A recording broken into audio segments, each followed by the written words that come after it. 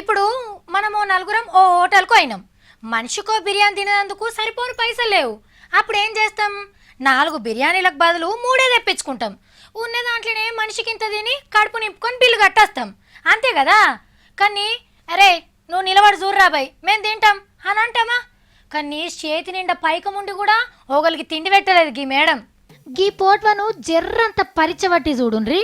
చిన్న పిల్లగాడు కుర్చీలో కూసున్నాడు. వెనక మరలా ఒక బుజ్జి చేతులు కట్టుకొని నిలబడ్డది. ఇక అట్రోకున్నది ఎవరో గుర్తుపట్టిండ్రా? చెయ్యి గుర్తు పెద్ద లీడర్ రేణుకమ్మ. నిలబడ్డ బుజ్జి వాళ్ళింట్లో పని మనిషి. చిన్నపిల్లగాని మంచి చెడ్డలు ఈమెనే అరుచుకుంటుందట.